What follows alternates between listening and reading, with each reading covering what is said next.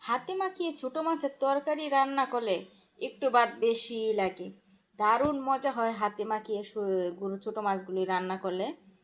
তো বন্ধুরা, আজকে ছোট মাছ রান্না করব হাতে মাখিয়ে। ধুন্দুল, আলু, তারপরে টমেটো, এই যে কাঁচামরিচ, পেঁয়াজ, আর ওগুলো হচ্ছে ধনিয়া পাতা, আর এই যে ছোট মাছ, এগুলো দিয়ে আজকে রান্না করব হাতে মাখিয়ে।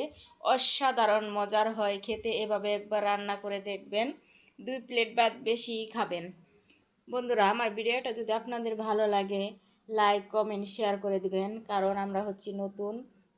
একটা লাইক একটা কমেন্টে অনেক বেশি খুশি হয়ে যায় আমরা। ভিডিওতে যদি লাইক কমেন্ট না আসে তাহলে ভিডিও করার আগ্রহ থাকে না। যদি ভিডিওতে লাইক কমেন্ট পড়ে তাহলে অনেক বেশি উৎসাহী হই ভিডিও করার জন্য। একটা লাইক কমেন্ট করে দেবেন। আপনাদের কাছে একটা লাইক কমেন্ট কিছু না, কিন্তু আমাদের কাছে অনেক কিছু। একটা সাবস্ক্রাইব করে দিবেন প্লিজ প্লিজ প্লিজ। এই তো, এখানে আমি সব কিছু দিয়ে ভালোভাবে মাখিয়ে দিব। এখানে আমি দিয়েছি কাঁচামরিচ, পেঁয়াজ, হলুদ, লবণ, মরিচ, একটু জিরা গুঁড়া দিয়া, তেল দিয়া আমি অনেক বেশি করে মাখাবো এটা, কারণ মাখানির মধ্যে যাতে তরকারিটা অর্ধেক হয়ে যায়, এভাবে মাখাইতে হবে। মাখানোর পরে আমি ছোটো মাছগুলি দিয়ে দিব, দিয়ে হালকাভাবে মাখাবো, কারণ বেশি দূরতে মাখাইলে দেখা গেছে মাছগুলি আইলা যাব। এই কারণে আমি অল্প করে পরে মাখাবো, কিন্তু মাছ দেওয়ার আগে আমি অনেক সুন্দর করে মাখিয়ে নিব, যাতে মাছের মানে মাখানোর মধ্যে যাতে তরকারিটা অর্ধেক হয়ে যায় ওরকমভাবে। তো এই তো আমি এখন আমার পরিমাণ মতো পানি দিয়ে দেবো। অনেক সুন্দর করে আমি মাখাইছি। মাখানোর পরে এই যে এখন আমি আমার পরিমাণ মতো পানি দিয়ে দিয়েছি, দিয়ে রান্নাটা বসায় দিব।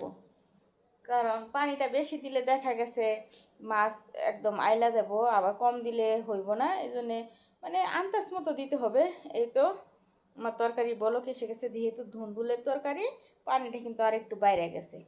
আমি যতটুকু পানি দিছি তার থেকে একটু বাইরে গেছে। ধুন্দুলের তরকারিতে কিন্তু পানি ছাড়ে ধুন্দুলে, এই কারণে তো একটু বেশি হয়েছে। এই যে দেখেন আমার তরকারিটা একদম চরচরা বানায় লাইছি। ছোটো মাছ তো, ছোটো মাছের ঝোল বেশি একটা ভালো লাগে না। ছোটো মাছ এরকম চচ্চড়ি রান্না আমার কাছে বেশি ভালো লাগে। আর হাতে মাখিয়ে তো ঝোল ভালো লাগে না। হাতে মাখিয়ে রান্না করলে দেখা গেছে যদি কষায় রান্না করা যায় তাহলে হালকা হালকা ঝোল থাকলে ওটা ভালো লাগে, কিন্তু হাতে মাখিয়ে রান্না করলে ঝোল একটু ভালো লাগে না। হাতে মাখিয়ে রান্না করতে গেলে যে এরকম শুকনা করতে হবে, এটার খাওয়ার টেস্টই অন্যরকম হয়। দারুণ মজা হয়েছে। এই যে এই মাছটার নাম কি জানেন? কিন্তু এই মাছটা মনে অনেক বেশি পছন্দ। আগে বাজারে খুব পাওয়া যেত, এখন আর বেশি পাওয়া যায় না। এখন হঠাৎ পাওয়া যায়, কারণ যা বাজারে যাই আমি অনেক সময় খুঁজি, কিন্তু এখন আর পাই না। একসময় অনেক পাইতাম। তো হয়তো গল্প করতে করতে আমার রান্নাটা কিন্তু শেষ হয়ে গেছে। তরকারির কালারটা দেখেন, জাস্ট ওয়াও! কেমন হয়েছে আমার রান্নাটা কমেন্টে কিন্তু বলে যাবেন সবাই। দেখছেন, রান্নাটা শেষ। আমি একদম শুকনো শুকনো মাখা মাখা করে ফেলেছি, একদম হালকা একটু একটু ঝোল আছে, বেশি না।